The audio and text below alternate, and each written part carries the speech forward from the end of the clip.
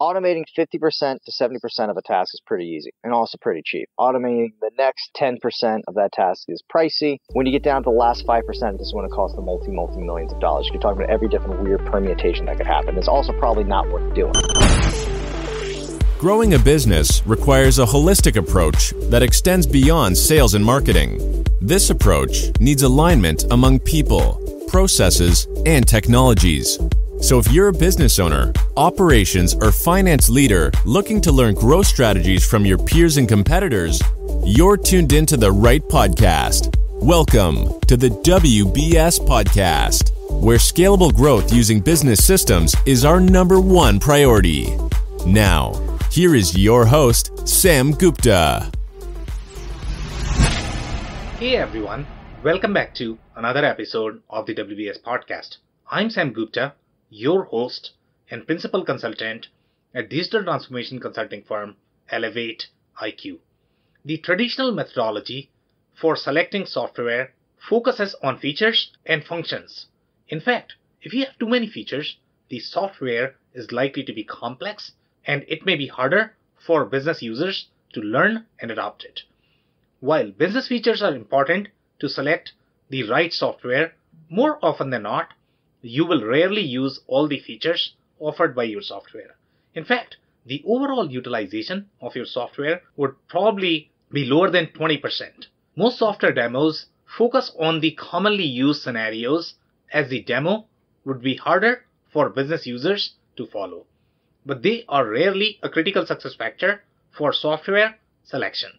In today's episode, we invited an expert panel of cross-functional experts for a live interview on LinkedIn who brings significant expertise with technology procurement and software selection to discuss the critical success factors for software selection.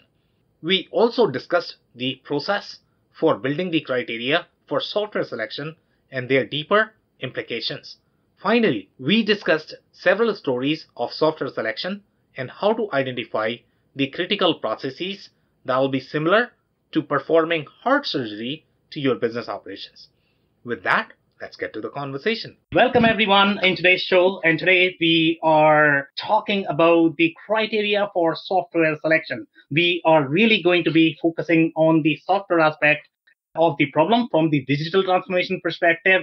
This is going to be for our executives, especially the CFOs and COOs, and if you are trying to evaluate the software, not the infrastructure or other things, just the software. It could be ERP, CRM, e-commerce, whichever software you are trying to select. You are going to have a number of variables that you need to be reviewing to make sure that you are not going to get into any sort of financial risks or the problems that are going to be part of any of the digital transformation initiatives. Today, we have 5 panelists here who bring amazing background to be able to talk about, how to do this software selection. So I am going to be starting with the introduction of Aaron. Aaron, do you want to introduce yourself? Sure, absolutely. So Aaron Spool, I'm a heavily experienced CFO. I run a firm called Aventus, which basically we help mid-sized companies with their finance and accounting needs.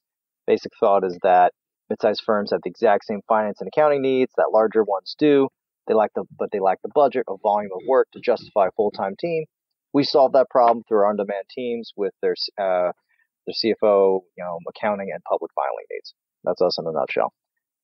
Yeah, thank you so much for that intro, Aaron. And one of the things that we like to do as part of these panels is we want to create the real world experience for our executives. And we are bringing very diverse background so that we have different perspectives. And this is how your ERP team is probably going to look when you are going to be, let's say, buying your own software. So Aaron is going to bring very important financial perspective to the table. Marcia, do you want to introduce yourself next? Of course, Sam. I have 18 years of experience in supply chain. I am a consultant in supply chain and procurement, and my focus is on supply chain digital transformations, mainly ERP and supply chain planning, integrated business planning. Thank you so much, Marcia, for that intro. And Marcia actually brings very deep manufacturing background. She has been involved in a lot of implementations as the functional consultant, so she knows all the problems that you are going to run into when you are doing the ERP implementation or the procurement. Next, I am actually going to move to Tim. Tim, do you want to introduce yourself? Sure. Thanks, Sam. I'm Tim Harrison, VP of Sales at Warm Commerce. Warm Commerce is a lightweight supplier management tool that allows companies, small and medium-sized businesses, manage supplier information, supplier risk and performance, as well as a B2B or industrial B2B marketplace tool. Yeah, amazing. Thank you so much, Tim, for that intro. And Tim actually brings a very important background, and this is going to be important for you guys as well, for our panelists, that he's really expert of the warehouse processes. That's where his core expertise is, and he's going to bring a lot of intel from that perspective. Russ, next, I'm actually going to move to you. If you don't mind, can you introduce yourself? Sure. Thanks, Sam. And thanks, everybody. Yeah, my name is Russ Groff. I'm with Netstock. I'm a vice president of channel management for them. Netstock is a third-party add-on product to about 40 plus ERPs, and we focus on demand planning and forecasting, inventory optimization. Been with them about 7 years, and in the ISV channel about 10, but prior to that, 25 years as a reselling business partner. And some of that time was with CPA firms where we did software selection projects on behalf of our clients, even though we also were a reseller, sometimes competing for that business, which was a little bit of a conflict of interest and when it was challenging. So hopefully I can bring some history to the conversation from that perspective as well. And thanks for joining us today. I mean, this is your first panel, and we are super excited to have you in having your multi-ERP and the channel expertise that you are going to bring to the table. Thank you so much. Shaheen, do you want to introduce yourself next? Sure. Thank you, Sam. So I'm Shaheen Dewani. I manage all technology procurement, and I come with 14 years of experience in the sourcing, procurement, and contract management space. So when I look at technology, I'm looking at it from the sourcing and evaluation lens, and that's why I'm really excited to be here today. Okay, thank you so much, Shaheen, for joining us. This is your first panel as well. We are super excited to have you. You bring a very unique experience to the panel, and that is going to be really your technology procurement experience that I don't think anybody else has. So again, it's going to be very unique. Okay, so let's get going. So we are going to starting with the first question, and that is going to be really developing the criteria. So let's say if I'm the executive and I'm trying to figure out, okay, I need to buy an enterprise software. It could be CRM, it could be ERP, e-commerce, whatever. Okay, I am simply trying to buy a software. What are different factors that I should be looking at when I am planning for this procurement? I am going to start with you, Marcia, if you don't mind. What have you seen in your experience? What are different factors that I should be looking at? Yes, that is a great question, because I have seen both approaches. One that is to go to the market and see all the applications available and the functionalities. And another one, a different approach, is to look at what the different functional owners or different teams need. So I like the second approach, and this is what I have seen in most large companies, like Fortune 500 companies. So we need to start identifying who needs to be involved, from who we need to listen. And then we can use different tools, like Six Sigma tools, a KJ, we can do all different diagrams, but we need to identify who is going to be impacted by the new application, as well as the requirements, the must-have, and the nice-to-have. That is a very important distinction.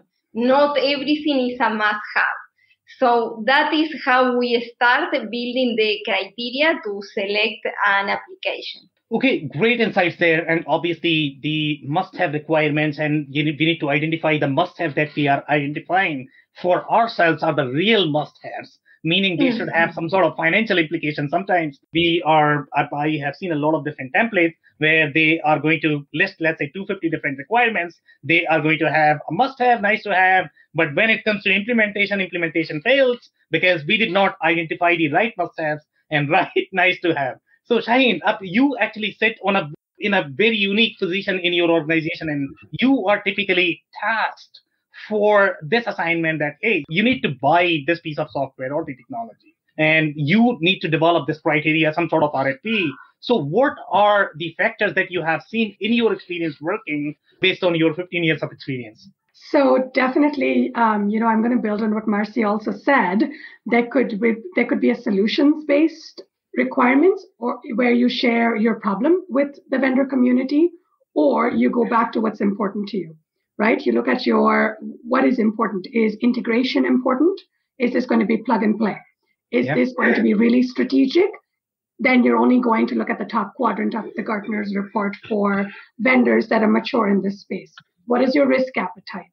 What is the cybersecurity exposure there? Is there privacy? Are you going to be sharing sensitive data? So all of those elements will come together, for which then you will build your must-haves versus nice-to-haves. But I think I work in the banking industry right now, where data, privacy, GDPR, and all of these elements come into play, and you cannot leave any stakeholder out. So if it's strategic, you will look at more mature vendors. You may not have the appetite to work with smaller vendors, and hence your requirements will be more robust in terms of functionality delivery, as well as integration and data. But if it is something that is less strategic, you can play around with, you want to be an innovator, you can look at some niche products that are just upcoming and bringing the innovation to light. So software selection can be tricky like that, but I think you need to know what you're looking to acquire. If it's something like you mentioned, Sam, in your previous question, is it CRM? Is it ERP? Those are driving forces for the organization. Your criteria for that will be very different than a marketing tool or something that you want to gather customer feedback. That will be more nimble and agile, and you can plug and play with different softwares to create a more robust product offering. But when it depends on the strategic initiative that we're talking about here. You are touching strategic versus non-strategic. So my perception of strategic versus non-strategic is going to be, let's see, if it is touching your operational or financial processes, if it is touching the backbone of your organization, that's probably going to be strategic for you. But let's say if you have a tool that is sitting on the side, you are playing with that and you are trying to make some sort of decision which does not play, let's say, in your order to cash process or procure to pay process, that does not impact the customer delivery, that does not impact the customer experience, then that could be slightly non-strategic. So that's my perception. One more comment I am going to make related to these vendors, especially the technology accreditation vendors. For example, you mentioned Gartner. Again, these companies are great, but you need to know how to read those reports, because there are going to be fine lines. So just by looking at, I got this Magic Quadrant, hey, you know what? My tool number 1 is starting higher. Okay, this must be the best, and that should work for me.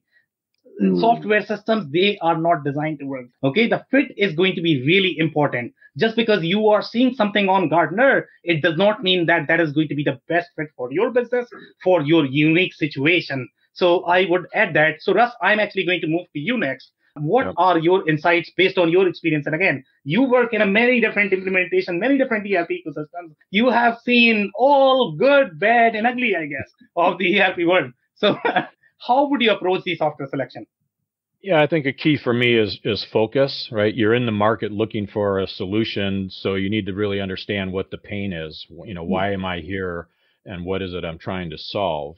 And if it's a comprehensive new ERP system, then that's obviously very strategic. It's heart surgery on the business, high risk, right? We know a lot of stories of the failure rate of ERP implementations. Yeah. So you really need to do your due diligence, involve the user community has been suggested and so forth, and really focus in. One of the things that I've seen in a lot of cases is a lot of attention paid to minutia and minor details that really don't matter. Those aren't going to be where it's going to move the needle, what's going to be a strategic initiative for you and your organization, how I process accounts payable, if it's one extra keystroke versus another application, that stuff just doesn't matter. And I see a lot of firms get bogged down in that kind of stuff. Yeah. So for me, a big focus is just that. Focus, identify what the biggest pain points are and start there. And then you can work your way down to some of the details once you've cleared the mess a little bit. Yeah, and I love the way you use the phrase heart surgery around the ERP, and that is the right comparison in my opinion. Yeah. And that's the right way to think about it. And you are going to have a tool here which is probably not going to be comparable to your heart surgery. So anything that touches ERP is definitely going to be equivalent to your heart surgery. So you need to be slightly careful the way you evaluate your requirements, the way you prioritize. So next, I am actually going to move to Aaron. Aaron, what's your opinion so far in terms of building the criteria for software selection? So I'm going to take it from just a pure CFO perspective. Yeah. First and foremost, and what the heck do you want this thing to do? You've gone into, and you've all raised incredibly important points, but just from a CFO perspective, that stuff's not jarring to me. I just care about, so you're going to come to me and you'll be like, so I'm going to care about what is this thing supposed to do? And I'm going to look at it from an ROI to a company perspective. Yeah. So that's the first step. So you want to get into the door. How's this going to affect the company? How's it going to affect the bottom line of the company? Part one. The second is what's going to cost to implement. And whatever estimate you give me is wrong. Probably have to double if not triple it. And then the last part is that what's going to cost to maintain this thing. And I guarantee that's wrong as well. The first one is that I say where they get you the most is the new staff you need to hire to maintain this piece of software that you have. It's something new. You do not have the internal staff to run it, almost guaranteed, especially something big and strategic, and you're going to need that help. And I don't care what the maintenance plan is from the implementation firm. I don't care what the ongoing support is from the software vendor selling it to you. Who are the internal people going to run this thing? Do you have the skill set to do it? And if not, what's that skill set going to cost to acquire and maintain? So that's me. Okay, amazing points there, Aaron. And obviously the ROI is going to be extremely, extremely important. And you raised some super important points, especially around the estimation. And you're absolutely right. The estimates that your team is going to provide, you are better off doing, just doubling or tripling, because that's the real world scenario, to be honest. I mean, that's how the software implementations are. So great points there. Tim, what is your experience? I mean, in terms of finding the software. So let's say if you were running the software selection engagement yourself for your own company, how would you approach this? Well, first I would, I guess it depends on what type of software, but if it's a strategic software, I'd look at, first off, what are our needs? And then what is the process? What is the process that we want this software to accomplish? Or maybe accomplish isn't the right term, but what's the flow of the software need to be? So if we already have a system and we needed to do a new system to do certain things, then we need to document what is our expectation of that process. We put these inputs in, we get these outputs out. I think having that functional, spec or scope of work, I think that's really important, because when you go to someone like Aaron and say, hey, I want to buy this software, I should know what the software really does and what I need it to do, not just what a vendor says it's going to do, but what do I need it to do? And that's one of those tools that you can put in your scope of work and in your RFQ so that a vendor can look at it and say, you know what, we can do these things and we cannot do these things, or maybe we can charge you a little bit more to do those other things you wanted. So having that functional scope of work really, I think, is almost a backbone to an RFQ when it comes to software selection, because that's what ties the operational side of the business to the financial side of the business, and as part of that RFQ process. Okay, so amazing insights there overall in terms of defining the context, what the software is going to do. So guys, what I am trying to accomplish as part of this panel, and I try to be the proxy of the executive. So here, obviously, I know that you guys probably need a little bit of context in terms of which software are we trying to select. But as an executive, what I am trying to accomplish here is I need to figure out how to write this RFP. That's what I am trying to figure out, okay, so that I can select these vendors. So I am asking you guys, okay, help me with some of the variables that I need to be paying attention to when I am approaching this RFP. Now, you guys can take some of the examples of these stories that you have seen from your experience of the software selection. What are the things that you should be looking at, and what are the things you should not be looking at probably when you are approaching an RFP? So I don't know if you're going to have any specific stories of the RFP failures where you bought the software, it didn't work for yourself or for your client, or something that you have seen in your experience. So Marcia, I'm actually going to start with you again. Okay, and I'm asking for help.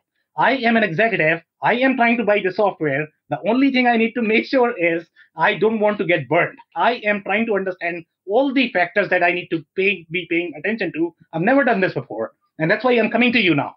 Okay, can you help me? Of course.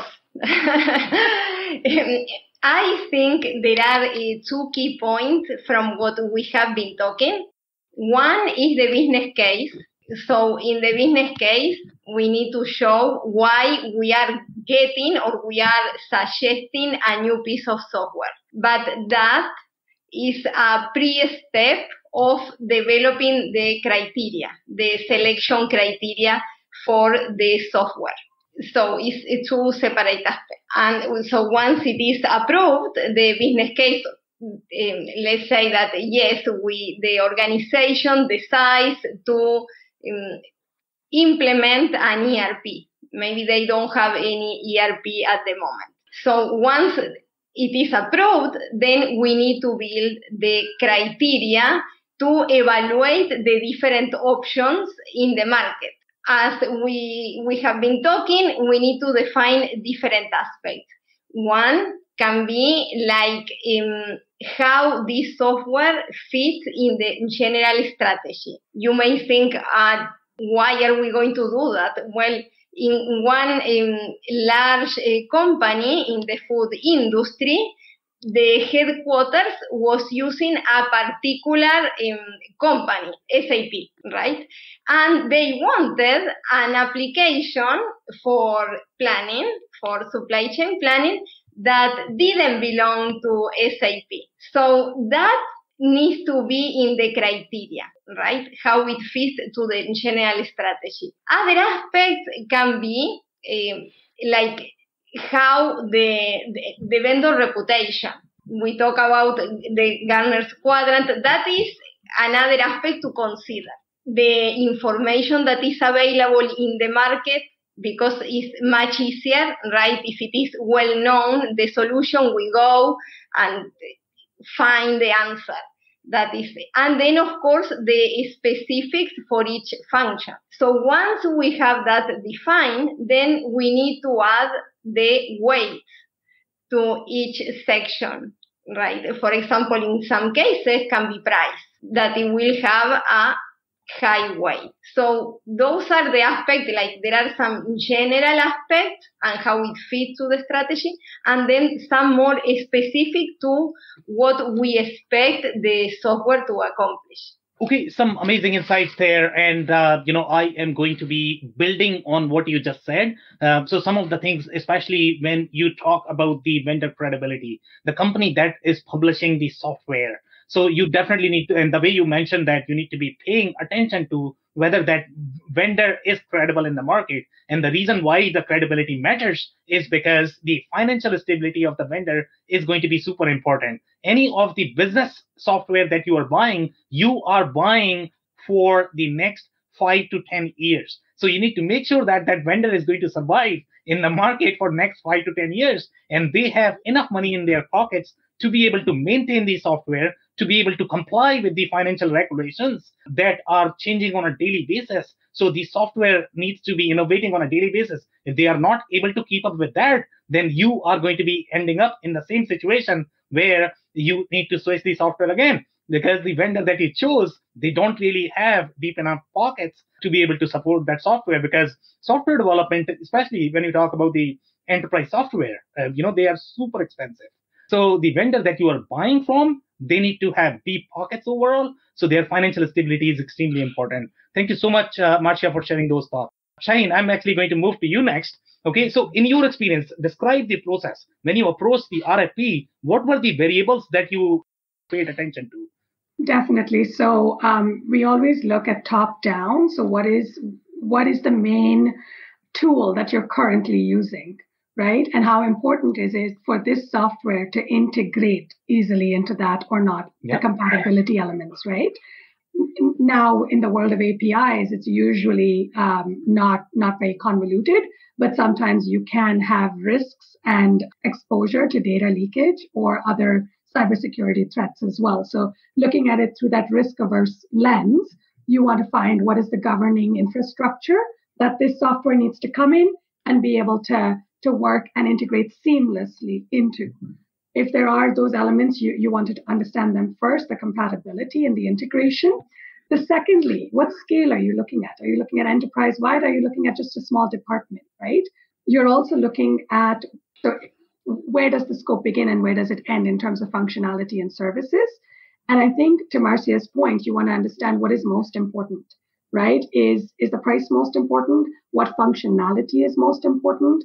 Is your availability, right, of the service important as well? What are the SLAs that you're looking for right now? You need to build that into your requirements, because software that's not available 99.999% of the time, as a bank, it's useless. My customers need to be able to log in online anytime and be able to access my services. So that availability is really important to me, right? So your SLAs also have to be built into your requirements right off the bat. And training and development, support and maintenance, right? Considerations like on-prem, SaaS, cloud, things like that, right? Their relationship with my cloud providers, for example, whether it's Google or Amazon. Are they a selected partner? Are they a gold partner, a silver or platinum partner? All of those elements. And then cost elements. How is cost broken down? All of that you have to build in, because if you don't consider them at the upfront, you're going to not be able to compare apples to apples. You're going to get very different proposals, and you're going to have very different costs of ownership without visibility into everything, A, that's important to you, and B, that's being delivered to you. So it's very different from acquiring materials where you know what you're buying because you can inspect it. Software is going to come into your environment, and only after it's completely implemented and integrated will you know really how you're able to reap the benefits. So taking the time at the front to plan your requirements and understand, and maybe even leverage examples such as free trials to really see, how this is going to scope out in your organization is really important. Okay, some great points there, and I am going to retouch some of them. And one of the things that you mentioned is just looking at different proposals. And in case of the enterprise software, it's going to be extremely difficult overall to make them apple to apple. It's never apple to apple. It's very, very, very hard, just because you have thousands of variables there typically to be able to compare. The next point that you mentioned is the compatibility and integration. I think that is going to be super critical. One of the things that we need to be mindful overall from the compatibility and the integration perspective, when you talk about the larger banks or the banking industry or the industries that are going to have far deeper pockets overall in terms of IT, or if they are going to have the internal IT team, for them, let's say if you have the APIs and if you have tons and tons of money to be able to integrate the software, then you have no problem at all. But if you are talking about the SMB, manufacturing and distribution organization, they are super stressed. Their margins are super low overall from the bottom line perspective. They don't necessarily have as much appetite to be able to take as much risk. So for them, the pre-built integration is going to be a key. Okay, and just because you have API, that does not mean that the integration is pre-built. Your integration could be as big as a project as your ERP. So make sure you pay attention to that. Couple of other points that you mentioned, SLA and support are going to be super important overall for the software selection perspective. Typically that falls into your implementation, but the way your pricing is done, the way your support is going to be from your software vendor, that is going to be super critical as well. In the enterprise software world, especially when you talk about the ERP system, you might not be able to get the free trial. Okay, even if you get the free trial, you might be rejecting that software just because you might feel that it's not easy to use. Typically, ERP systems are extremely complex. You would require some sort of training before you are able to use. So free trial could be a great catch for a lot of different vendors, just because, it could be a very small software module and they might say that, use it and you will be able to use it this in, let's say, 1 day, but it does not have the same depth.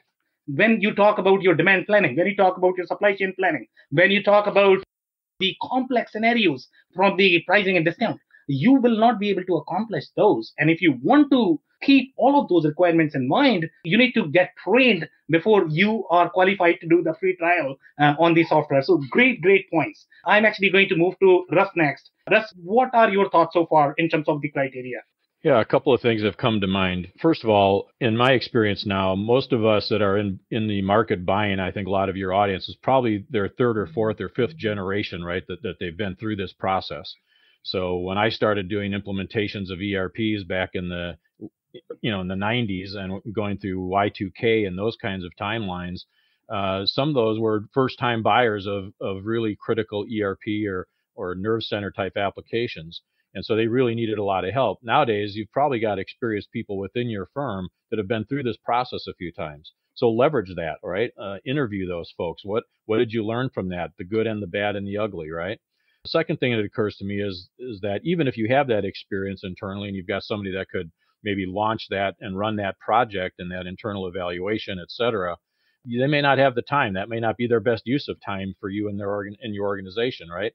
So maybe the best thing to do is to outsource that to a third-party supplier or a consulting firm. CPA firms and other independent consulting firms often do system selection projects, and maybe that's a way to partner with them. The other thing that occurred to me is that one of the things that Marcia mentioned was two approaches, right? And one would be to go out and survey the market, and the other is look internally. I think those can actually help each other. You can survey the market, get a list of key criteria, and then use that to have the discussions internally. Is this something that we should be thinking about? Maybe there's something that we don't know what we don't know. And sometimes looking at that external market environment educates us a little bit, has us have those internal conversations that maybe we wouldn't have gone down that path before. So a couple of things occurred to me, some great ideas. But yeah, as I think about trying to walk in the door to Aaron and get approval of my business case, the first thing I'm going to get asked is, well, prove to me that we really need this. Prove to me that what we have today, what we've already invested in, can't do it. And again, one of my experiences as an ERP partner and support organization is that many times, and we've heard statistics, and we hear this anecdotally, that many firms barely scratch the surface of the products that they've already invested in. So let's make sure that we really are at a dead end, that we really are being constrained somehow in our business growth or profitability with the systems that we have, and that we can't really continue to extend what we have and save ourselves some expense and some time and so forth. So a few things that occurred to me during some of the other topics here. Okay, some amazing insights there, Russ, and I am going to retouch them just to build on top of them. So the points that you mentioned, especially around the third and fourth generation ERP buyers. And if we are going to have third and fourth generation ERP buyers, I'm not worried about them. The reason why I'm not worried about them is because they have done 4 cycles and they know what to expect. Okay, it's almost like getting married 4 times, and then after that you are going to be super conservative that, what, I now know, what marriage is all about. There are going to be at least thousands or millions of variables that I need to be paying attention. I better lower down my expectation. I better be realistic. So I'm not too worried about getting married again. Exactly. Yeah, you might, or maybe you don't know what you're doing. Right. Let's be clear. That's a possibility, exactly. Aaron. So when we talk about the ERP implementation failure, and there's this notion that 60% or 70% ERP implementation fail. But if you look at the failure rate of the ERP implementation of the people who are buying it for the first time, I can almost guarantee that that's probably going to be 90%, because they don't know what they are doing. Trust me, because they just don't know what to expect, how to plan, how to overall be realistic with the expectations, with vendors, with the team, with everything that you are doing. The newer people who are buying it for the first time, they just don't get this idea why ERP implementation or any software is just hard. But they are meant to be hard. So the more you embrace, the more you understand, the easier life you are going to have if you are first gen. Third gen, fourth time married, I'm not worried about that. Okay. The other point that you mentioned, and Aaron actually thinks brilliantly about the total cost. And I don't know how many organizations really think about the total cost. And total cost includes the opportunity cost of your organization. Okay. Typically, in my experience, especially when I look at the SMB, the internal cost is all free because anyways, they might be doing something right now. Not a cost for me. But, the internal cost is going to be real cost in your project that you need to plan, and you need to make sure that you are comparing your internal cost, because a person who has done this work 5,000 times, they are going to be far more efficient overall in doing their job, in the implementation, they are going to bring the best practices that your internal team might not have. So pay attention to that as well. Now, I am actually going to move to Aaron next. Aaron, what are the factors in your opinion that we have not covered so far? So let's talk a little bit about cost savings and Yep. the estimates that go into that. One of my old CFO mentors used to say to me, I can't do anything with a fourth or a fifth of a head. So if you're going to tell me we're going to do this process and it's going to save a fifth of the time of something, I can do nothing with that. Because let's be clear here. No one is going to magically, in a corporation, we're talking a corporation, we're not talking about everyone on this panel, we're talking a corporation, a corporate world, because I've just saved a fifth of my time. I'm going to find some amazing, efficient use for that in the company to drive the bottom line. That is not going to happen. Not. So what ends up happening is I see these cost savings, like, oh, I've saved a little bit of this process, a little bit of that process, doesn't matter. So the first thing that as a principle as a CFO, is that if you are going to come to me with cost savings, I want names attached. Not mythical heads. This is a very sad thing, but I want the names of the people whose jobs will be eliminated. Yeah. Now, if you want to repurpose them to open recs or things like that, that's fine, but that has to be in the strategy too. But they have to identify before you go through this process, and it has to be committed automatically up front. If that doesn't happen, the odds of you having any of these cost savings, I'm not going to believe it. That's part one. Part two is that, Russ, you really touched on this well. Do you actually need this thing? Have you gone through every little step? So there is, I would say, I like this, and this is very, very anecdotal. I've always liked this saying, automating 50% to 70% of a task is pretty easy and also pretty cheap. Automating the next 10% of that task is pricey.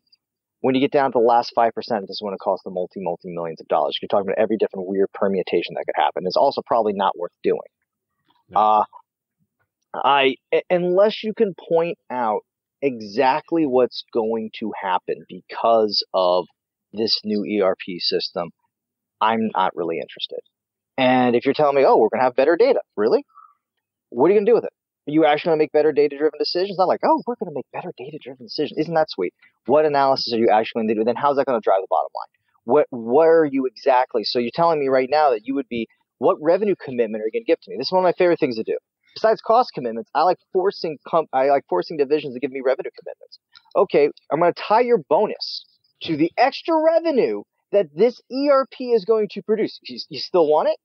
Let's just say after you do those two things, oddly enough, you find Excel is just such an amazing ERP by itself.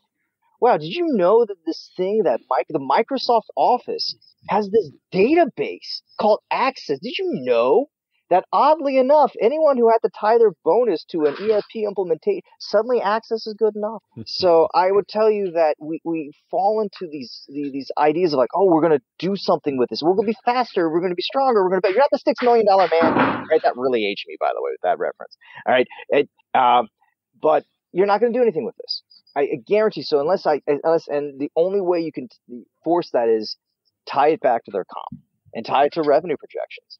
And then you'd be surprised how all this stuff dissipates. Yeah, so a couple of very important points there, and I love the way you think, tying that with the cost saving. So really naming that down as opposed to getting married with some of these buzzwords that get thrown around. They don't mean anything, so you need to be definitely paying attention to the real cost savings, and you should be able to quantify that. The one comment that you mentioned about whose jobs is going to be eliminated, I can almost promise this. If you are going to be talking about the job elimination during your digital transformation initiatives or the ERP implementations, your employees are going to be your worst enemy, okay? They will take every effort to shut that initiative down. Okay, because you are talking about job elimination. But when you talk about the ERP, or, I don't know a Fortune 500 company that is running on Excel. Okay, I don't know a $100 million company that is running on Excel. I know plenty. And I'm going to have to disagree with you on that. I'm sorry. It's going to be, no, now I need to find the data. Now you need to prove me where you are getting that data from. Okay, I need evidence of that. I need people who I can talk to. There's no way. I know a company that was $100 million. They were running on the Access database. The books were closing on a laptop. It was dependent upon one person in the organization. The whole organization was dependent upon one person. That's actually modern. On one laptop. That means your the fortune of your corporation is dependent upon one person and one laptop. Can you believe this? Yes. I cannot guarantee if my laptop right now is going to work in next 5 minutes. I don't have any confidence in that. I don't know how you are going to be. Sam, you need to upgrade your laptop if you're not confident it's going to be working in 5 minutes. There are plenty of companies out there. Now, if you're talking about there, while a company might not run, meaning that their entire back office isn't run, there are significant processes that are done with low tech tools. So that is my supposition. So it's like you think that, oh, I've got this beautiful ERP and it's handling it. Oh no, there are plenty of things done outside of the big beautiful system realm. That is, yeah. Take a walk to any of these companies and ask them to say, look at the data. You know this. You look at the data, but you look at all you have to do is look at an internal audit report of data flow for any of the key processes, and if they do it right, you're going to see plenty of things like you do what? That's it. Talk to your internal auditors. So let me give you a little data point, Aaron, here, and this is the real data coming from the market. If you actually do a little bit of Googling of the SMB organizations in the US market, you are going to find that 90% of them are going to be under $5 million in revenue or $10 million in revenue. If you analyze and compare the process of those $5 to $10 million revenue versus the processes of the $100 million revenue, they will have far more automation in their process. That's a real fact. You can go and check on Google today. Okay, but the reason why these $5 to $10 million companies don't grow is because they are relying on those manual processes. They are relying on those spreadsheets. They are nightmare for growth. You can run a lifestyle business, but you can never run a real business on the spreadsheet that's given. Okay, that's why software exists. That's why enterprise software exists. So I'm actually going to move to Tim next. Tim, what? I beg to differ, Sam. I will beg to differ. I just know plenty of construction firms out there that have grown to $100 million. And you need to be dialing those CEOs as of today, and they will not be able to sleep. I can almost guarantee this. There's no way they are sleeping today if they are running on a spreadsheet. Tim, your thoughts so far in terms of building the criteria? Yeah, I've got a couple of things. I will say, the oil and gas industry and the construction, those guys, you'd be surprised at the revenue numbers that these companies, they're 2, 3, 4, 5 people, they're pulling in, tens of millions of dollars in revenue, and they are just running off Excel spreadsheets. But I would say the vast majority of those 5 to 10 million, maybe even up to 20 million, they're running off of QuickBooks. There we go. The old Peachtree systems, like it's very basic. They call that their ERP system, even though for most of us, those are not ERP systems. They're very rudimentary accounting systems, but that's what they use as their ERP. That's what they're using for their supplier database. That's what they're using for decision making and whatnot. So on that end, I will support Aaron to an extent that, there are some, you'd be surprised. This is recorded. I just let you know, Sam. This is recorded. This is getting recorded. This is going to be published on YouTube. I'm telling you. So okay, and Tim, you talk about I support Aaron. But then the other thing I think we haven't touched on is if you're selecting software, you got to look at the hardware you need. There are plenty of software systems that in the fine print, it says you need this processor, you need this server, you need this, you need that. And those costs can add up really quickly. Yeah. And if you don't account for those as part of your selection criteria, you're going to be surprised when the vendor, as part of their implementation says, hey, so where are all those new laptops? Where are all those new computers that you need? And then you're kind of scrambling at the last minute. And I've had this happen where we've sold software, get to the customer site and say, Mr. Customer, where's the computer that we're supposed to install this on? And they give you a computer and it can't, the operating system is it was an old, what was it? Windows 2000. And it's like, well, that's Windows doesn't support this anymore. So we need the actual hardware to drive these systems. And with modern software comes modern requirements. So that's very important, I believe. So actually, Sam, before we go, so Tim said something very perfectly. There's so many assumptions that go into this that are never written down. That you just assume that, of course they're going to have this. Assume nothing. Just assume that nothing is there, and that is the only. And then your odds of implementation success drastically increase. Assume that they don't have any of these things, and when they say that they do, triple check to make sure they actually understand what they're committing to. Yeah, so some of very important points, Tim, and especially I like these comparisons, and they are slightly not apple to apple in my experience. So when you talk about these construction firms, the way construction firms work are very different from a manufacturing firm or the retail and distribution. I'll tell you why. Because the volume you are going to have in a distribution firm, in a retail firm, in a manufacturing firm, the amount of moving pieces you have, okay, are going to be very different from a law firm, from an accounting firm, from a construction firm. Because a construction firm could be doing, let's say, hundreds of millions of dollars, and they could have just one project, just one project. Okay, so that's not a right comparison.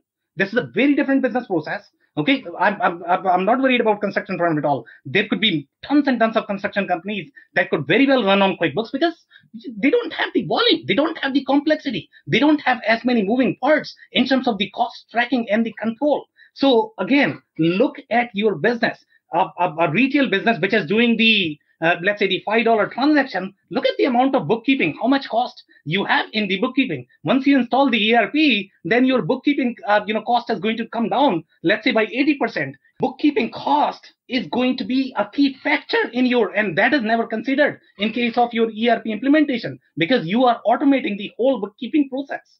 Otherwise, you are going to, I'm actually running my books here, and I know how much effort we need to put in as the executive, as people, and that all is going to be taken care by the ERP system or the software system, because you are automating that process. That is a huge assumption that And you're why is that? that you're actually, that's a different discussion. You're actually automating a process and automating it effectively and having it actually do something properly. And that can actually handle all the different interesting variables that are out there. And also what happens when the gap changes or IFRS changes. It's going to magically automatically automate that too. No, I'm not saying you are going to be automating everything. No, Aaron, you seem to be very binary thinker, I guess. It's not always, just 1 and 0, right? I'm just a skeptic when it comes to this stuff. I think that, look, I'm a huge proponent of technology. I'm a user of a lot of technology. I also remember, I'll go back to the axiom I learned at business school when I was taking advanced tech, and they all told me, says, listen, your head of IT is going to come to you. They're going to want all these brand new systems. Why do they want the brand new systems? Because it pads their resume. Your job is to make sure that it's financially viable, and odds are you don't need the new thing. You need whatever is the most effective at the best price. And also, here's also the thing. Never underestimate the power of the human mind and the hands and a huge giant labor force that's just cheap that does it inefficiently. It's from an actual perspective, it's just you might not actually need to do this. The actual ROI is probably not as high as you think. Do I agree with you that you need but it goes back to, are you actually going to do something with this? Are you doing something with this efficiency? Are you going to take advantage of that? What's your strategy behind that? This is more that's when you bring in like the actual business folks and say, okay, who should be driving these ERP decisions? Isn't anyone in this room or this virtual room? Is the actual business leader. They have to eventually own it. And they have to want it. They have to say, this is our plan to actually not just implement it, but here's all our great strategies we're going to implement because of that. If not, if it's just some sort of, this is the new model. Marcia, what are your thoughts so far? Again, we are looking at the criteria, the factors. Do you agree, disagree with whatever has been said so far? Do you want to share anything from your experience? Yes. With respect to the size, because I see that we are talking about, again, 2 points. One, if it is worth it, and then how to select if we say yes. So with respect to the first point about calculating the ROI, when companies need an ERP, in many situations it's because they are growing. They just cannot keep up. And that translates into late deliveries. For instance, they just cannot meet, or they don't have enough capacity. They cannot manage capacity, and they need to start prioritizing certain customers that they can call them strategic customers. So when they are starting to struggle with growth, and that can happen organically or in CPG, is very common acquisitions. So one day you are working, it's fine, what the tools that you are using, they are great, but then all of a sudden, okay, now we acquire a new company. So there are new processes, they have a different system, and we need to do something. And in many occasions, okay, they decide to have everything in the ERP. So when we consider the benefit, I know that we can talk about cost savings, but there's also some potential that we are missing or that we can be missing. And I don't like that. I know because it's hard to measure. So I understand that because I am in supply chain, but I'm coming from accounting background. So I always look at the cost savings. But the company can be missing opportunities. And if there's a way to quantify that, like to be faster in the market and launch new products, that should be considered when we decide to obtain a software, an ERP, or it can be to help specifically with supply planning. That is about the first point. Then the second point. I have seen companies, and I get that, very large, that they are using Excel or they are using Access database, and it works really well with planning. Okay? And those companies, yes, they are very large. And the reason why they are using at the same time Excel spreadsheets is because they don't have access to certain functionalities of the ERP system. So they need to do their work as well, but they just cannot have access. So, okay, that situation can change, that's fine, but I have seen that is one of the reasons. Another reason is training. Typically, when we implement an ERP, we are all about training. I don't know, videos, PDF, workshops, different ways. But then it stops. And we get new people on board and they don't get that training. Okay, they just don't get that. So that is another reason why they are using. So yes, to Aaron's point, I have seen that, but they coexist. They have an ERP because if not, they cannot have their financials. It's just that there are some functions, and I'm referring this in particular to planning, that, well, many organizations are immature. Okay, they are not using statistics, for example, to forecast and demand planning. So they need to improve. So talking about the criteria, we need to consider the maturity of the organization, as you were saying, right? If it is the first time implementing an ERP and you put SAP, let's see how it goes. Not SAP Business One. So it's very important. And another aspect that we have also mentioned, but I would like to emphasize, is implementation. That is critical. Yeah, so some great insights there, especially around the maturity and the skill set. I think that's definitely a factor in terms of your own culture and the skill set that you are going to have in adopting that solution. If you are going to be a very traditional organization, maybe you should go for slightly more traditional solution. If you're a newer organization, maybe you should go for newer. So great point there. Shaheen, I'm going to change up this question a bit, and we are super tight on time right now. So let's say if you were running your own company and if you were buying this for your own company, what are other factors that you are going to look for in a solution? Would you feel comfortable, let's say, running your organization on the spreadsheet? So, Sam, that's a great question. When I talk about the bank as a highly regulated environment, but not so long ago, we had all our contracts on Excel, on an Excel spreadsheet. Now, that's okay if you have a limited number of contracts, right? But when the number of vendors that you're working with or your number of clients, whatever your data is, as that expands, you need more protection of that data in terms of someone not being able to come in and inadvertently change something. You could miss contract expiry dates, which would trigger automatic renewals of something else, which would mean you're on the line for a payment that you did not pre-consider to terminate early or not, right? We went to Google App Maker. We built an in-house contract repository system. We did not go out for a software yet. What happens? It's finicky. It's not reliable. So then you come up against a wall. You need a software. You need something that's out of package. You need something that's reliable, that will deliver, that is easy to use, that you can just pick up and spin. That was our criteria. You needed low cost because it's not an essential function. As a bank, your contract repository of your vendors is not so important, right? Like that's not critical to the delivery of financial services. So all of those criteria, when you pick together for small and medium-sized organizations, cost efficiency, ROI, implementation and integration, as well as maintenance and operations, and being able to really leverage it for what you acquired it, right? Which will impact your processes and vice versa as well. That is the range of all your evaluation criteria for your software. Yeah, I love the way you are describing the implications of not managing those contracts in the automated fashion. And by the way, you are absolutely right. The contract is not supposed to be as serious document as your invoice or sales order or the other documents that are going to have far deeper implications. So if contract has that much implication, think about, if your sales orders are actually being managed manually or the invoices are being managed manually. So great points there. Russ, what are your thoughts so far?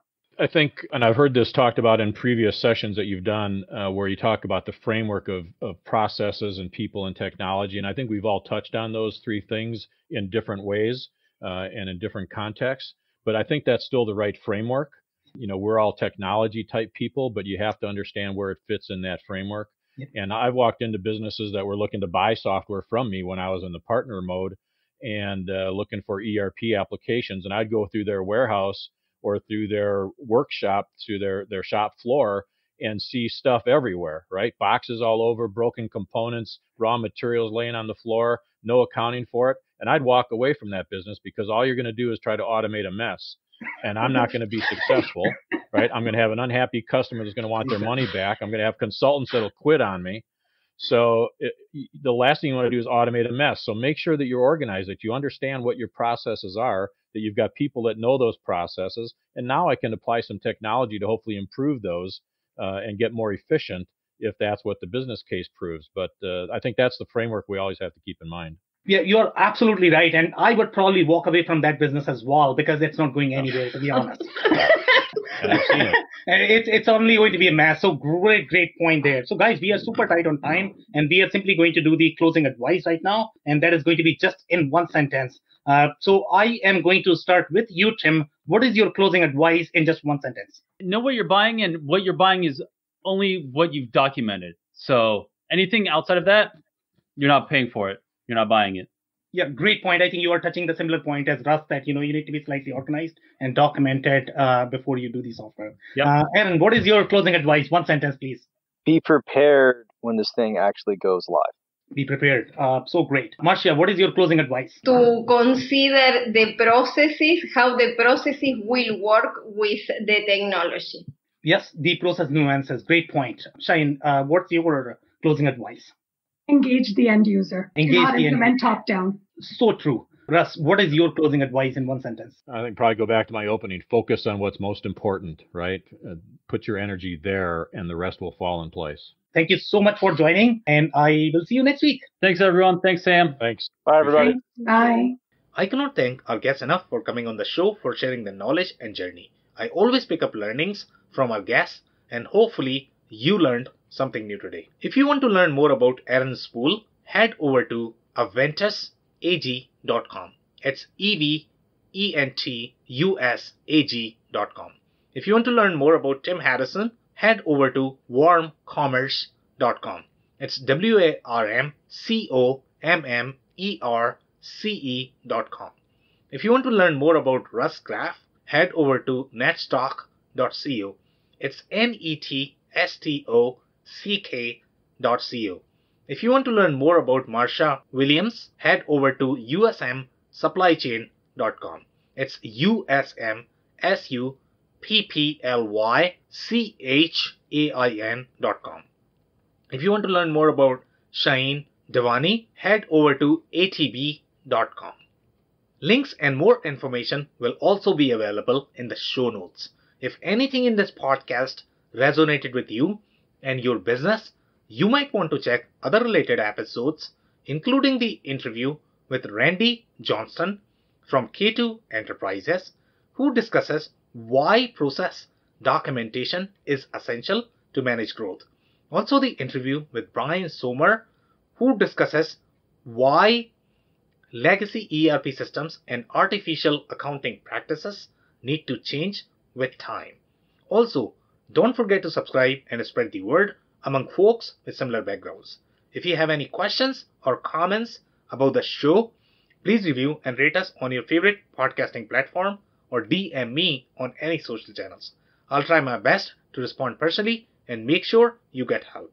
Thank you, and I hope to catch you on the next episode of the WBS Podcast. Thank you for listening to another episode of the WBS Podcast. Be sure to subscribe on your favorite podcasting platform so you never miss an episode.